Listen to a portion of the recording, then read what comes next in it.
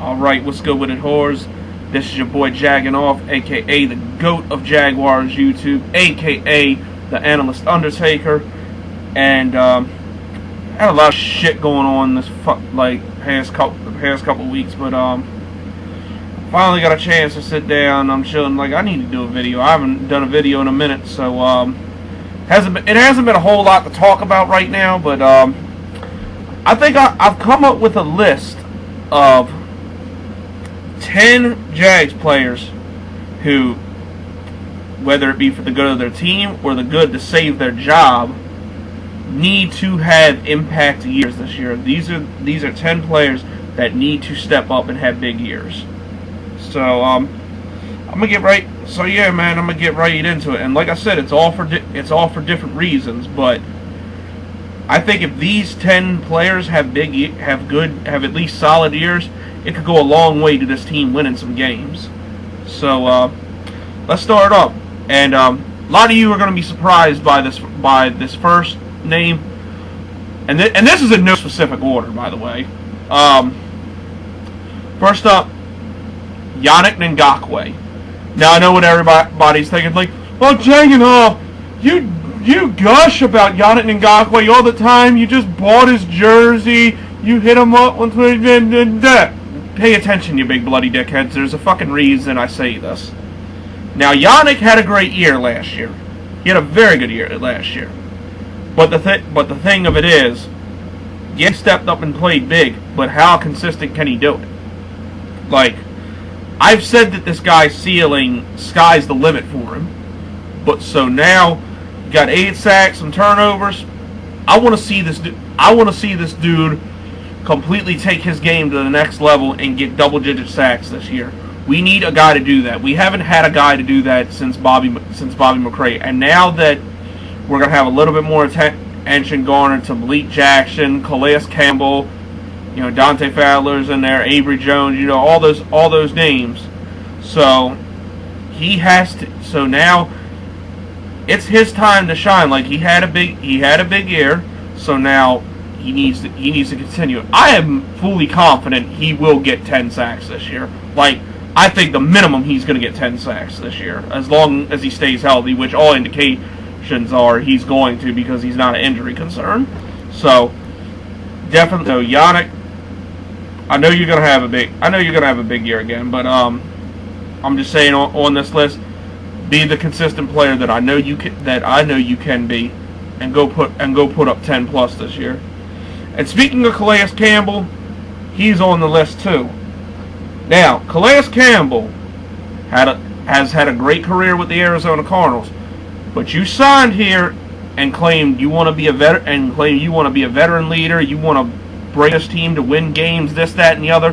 Well, since you're talking that, bro, now you gotta go on the field and prove it. You need to do your part, pull your weight. Maybe, I don't know if he's necessarily got to get 10 sacks, but he's got to cause havoc in the pass rush as well as the running game, and get to the ball carrier, whether that be a quarterback or a running back. You need to come to you're saying all the right things, but now, since you put yourself out there, time to go prove it. So that's why you, sir, need to have a big year. Next on the list, Dante Fowler. Now, a lot of people got this and that to say about Dante Fowler. I know I've kind of been hard on him too, and I'm not as hard as some people, because like everybody was expecting him last year to come out and have a huge year and all this other shit. Like, he really kind of disappointed, and even one certain YouTuber loves to refer to him as Dante Faggot. But see, I'm not that bad with Fowler, just because I know an ACL injury is a very serious injury to come back from. This is all true, and he also was really held back by coaching not using him properly. I think now that the whole dumbass Gus Bradley's gone, and now we can get away from this Otto and Leo, all that dumbass bullshit, and just move him around to different places to rush the quarterback, and now that he's working on pass rusher moves, I think this now there's no more excuses. And low key, he put up 4 sacks, and most of them were towards the end of the year. But now it's time to build on that. You were the 3rd overall pick for a reason. The guy, look at him. He's a fucking athletic machine. Like, he's everything. Like, physically, he's everything you could want in a outside pass rusher. But now he's got to put it together this year. This is year. I know technically it's year 2, but this is year 3. It's time to start making an impact. You let Yannick step up in your spot and take your job, basically. So now that you're going to be moved around to a bunch of different places, you're going to be that rush at will player, whether it be from linebacker or defensive end or even inside. You got to put up 10 sacks this year, my friend. And with Yannick and Dante Fowler, it is very possible for both of those guys to get 10 plus sacks. And just from within, our pass rushing can improve with those 2 players. It is very possible, but they got to step up. Dante Fowler especially, he's got to step up this year. And I don't put the bus tag on him yet, but I think this is definitely a make or break year for Dante Fowler. So it's up to him whether he's going to deliver or not. Next up, Myles Jack. Now, Myles Jack played that stupid-ass auto linebacker bullshit last year and didn't really get on the field as much as he probably should have. But now, we're moving him inside the middle linebacker. He's going to be on the field every down with Telvin Smith. That right there is going to be a hell of a tandem. Like, those two have the potential to be a very good young linebacking tandem for a very long time. So that weak side linebacker shit that we rarely use, now we're going to have Myles Jack on the field a lot. And we can show now that he was a steal, but he made somewhat of an impact last year. He got in on a couple plays, but no turnovers. I don't think he had a sack. Correct me if I'm wrong, but I don't think he had a sack. I know he didn't have an interception. So now it's the time to start doing all that. Now it's time to get yourself noticed. So Myles Jack, your injury is a year removed from it too. And like you said, you had a decent year last year when you did get on the field. But now you're gonna garner more responsibility. So now you guys got to step up big time. So I got a lot of faith in Myles Jack. I think he will do that. So Myles Jack definitely needs to step up and have a big year. Next on the list, some of you might be surprised by this one too, but Aaron Coleman. I'm picking Aaron Coleman for a reason. We know Jalen Ramsey's a beast.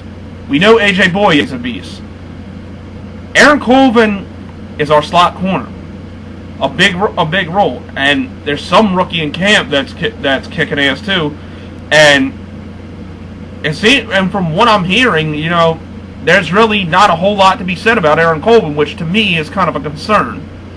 Because this guy before he got hurt, and we took him in the 4th round because of his injury, and he ended up not playing until later and when he was drafted. But this guy was before his injury was regarded as a 1st round pick. Like, they say he probably would have gone in the 1st round had he not gotten hurt. So here we got this guy, and he's playing the slot. Like, he's played decent, but the problem is he's not making the impact that he should. Look at what Jalen Ramsey did his first year. I mean, come on, bro. And I'm not expecting this guy to be Jalen Ramsey because obviously he's not. Jalen Ramsey to me is the next great corner in this league. I'd say, if not this year, next year, he's definitely going to be considered an elite top 5 cornerback. But with Aaron Coleman, I think he definitely needs to step his game up because, a slot corner is a big job, and we get fucked up a lot between slot receivers and tight ends. Like, that's your role, dude. And here it is, year 3, and you have yet to put up an interception. I mean, come on, even sorry as fuck Dwayne Grotz got interceptions all the years he was here. Even though he sucked ass, but he at least got interceptions. It's like, you gotta start, it's like, now's the time you gotta start causing turnovers and getting yourself noticed. AJ Boye's on this team. Jalen Ramsey is on this team. They're gonna shut down the outside, and people are gonna be looking to the inside and trying to throw away from them a lot. That's where you come in. So that's where you potentially could have a bigger year than one, if not both of those two guys. So, Aaron Coleman, year 3, and you got suspended one for that stupid ass PED shit bullshit that you did. So, now that that's out the window, prove why you were regarded as a first-round pick before your injury. Get your shit together and have a good year, bro. We need you to. Because we know what Ramsey's going to do. We know what Boye's going to do. Imagine if Coleman falls in line. No one is going to be able to throw on us if this all comes together. Like, that's how scary our secondary really can be if Coleman steps up and has a big year. It is vital to this team that he does. Now, next on the list, Avery Jones. Avery Jones is actually someone I like a lot. When the limited playing time he did get the year before and like 2 years ago, I was like, okay, this is a guy who's filled in depth, and he actually might be something in a couple of years. And then when Roy Miller got hurt, he came in and filled the role better than Roy Miller, in my opinion. So now my man got paid, saved us a little bit of money. He's here for the long haul. He's a big young player, I think, with a tremendous upside, and on a defensive line that's going to have a lot of attention on Malik Jackson, Calais Campbell, and Yannick Ngata. This is where you can really shine, my friend. So I'm fully expecting, just because of how I think he is, to build on the year he had last year and really become a dominant force in the defensive line. He might even get close to Malik Jackson status. So that's where I'm thinking this is where he can really shine.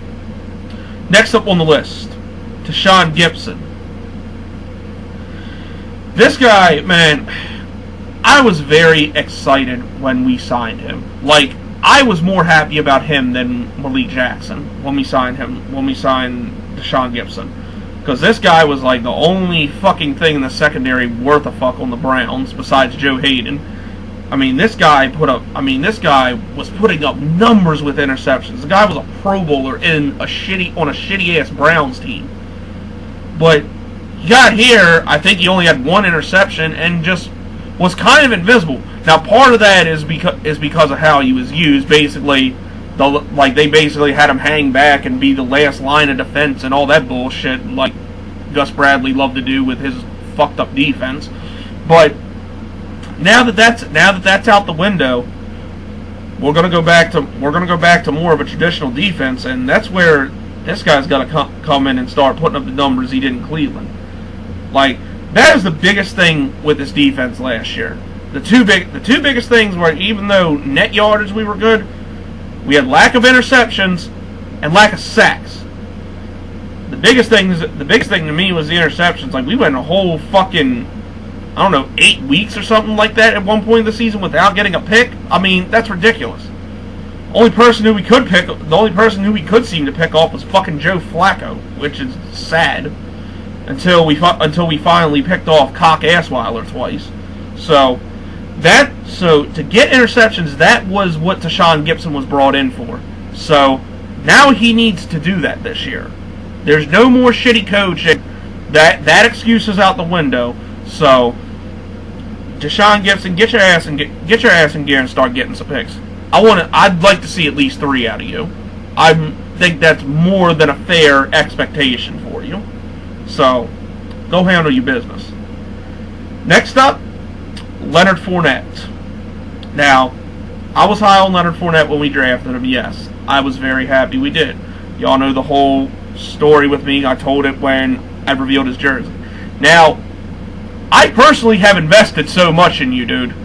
I'm probably going to end up with you on a couple of my fantasy teams.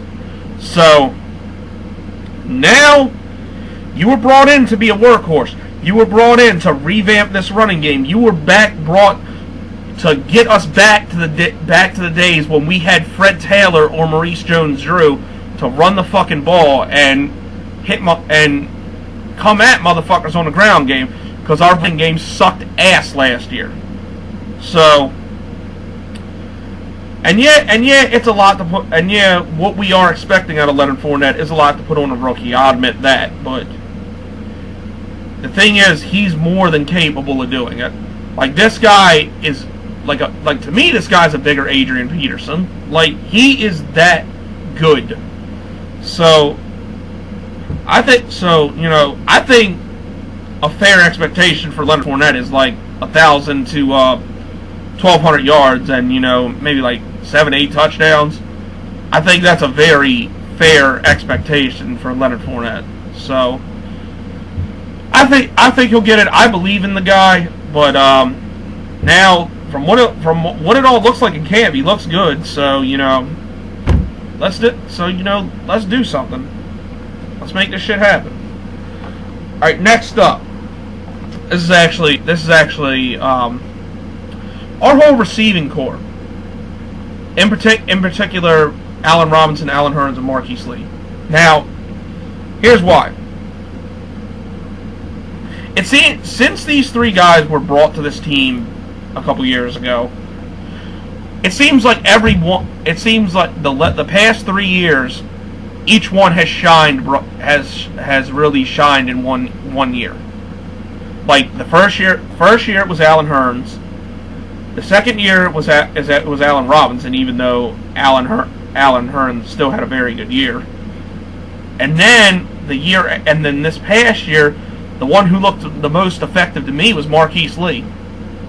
So now that they all have proven when healthy they're effective weapons, they all have got to step up. Just imagine if this core stays healthy and stays consistent and doesn't drop balls a lot like Allen Robinson did last year.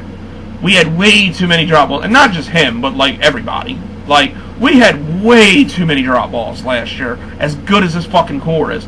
Like, it is possible for all three of these guys to put up 1,000 yards, especially with no real true pass-catching tight end. It is very possible for these guys to all three put up 1,000-yard seasons. That's how good they are. And what should be more so to light a fire under their ass, we have a rookie waiting in the wings in D.D. Westbrook, who, without a doubt, is going to get some deep ball looks. So, to stay healthy and stay consistent, you got this guy behind you who, had some shit happen to him, but he's got a chip on his shoulder and going to take advantage of every opportunity he's got to get on the field. So, you got him behind you. So now, this year more than ever, all three of y'all got to step up and put up 1,000-yard seasons, but it's very possible.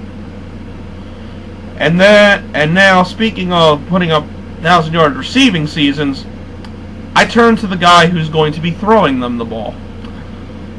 Last person on the list is Mr. Blake Bortles. Now, this is still a touchy subject. Now, we all remember Blake Bortles' 2015 season. Or not... Yeah, 2015 season, I'm sorry. But, yes, it was spectacular. The guy fucking was on fire. Second in the league in touchdowns, had over 4,000 yards.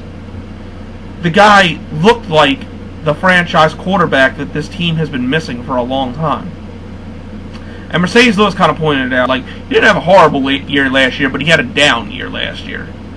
Like, there has to be some growth here. Like, if Blake, with how good this defense is and can be, and then with the weapons he has around him in the running game, if Blake Bortles gets back to that 2015 form, there's no reason why this team should not go to the playoffs and win this division. I don't give a shit what anybody says. We have the most talent in the AFC South, by far. But it is not. But it has not been put together right. Like, it has not clicked on a consistent basis at all. The biggest threat to us is Houston, but that's only because of their defense. Indy, the only reason they're a threat is because of Andrew Luck. Tennessee, the only reason they're a threat is, well, Mariota's getting pretty good, and then their running game. We have all of that. It just has to be put together right. It has to be coached right. Like, if Blake Bortles can get back to what he was in 2015, sky is the limit for this fucking team. But it is. I think this means more than any player I've mentioned on this list. If Blake Bortles has a great year and wins games and gets back to the form he was, and this year finally proves beyond the shadow of a doubt he is the future, then the sky is the limit for this team. We are going to be good for a very long time. But he has to make it happen. He has to. But anyway, that's all I got. Those 10 players, they step up and have big years. We're gonna be good. We're gonna be all right. I think it can potentially be the year that we get out of the shitfest years and get shit back together with us. So that's what I got. God damn, this is like a 20-minute video. Holy shit! But anyway, y'all have a good one. This is your boy Jagging Off, and I'm out.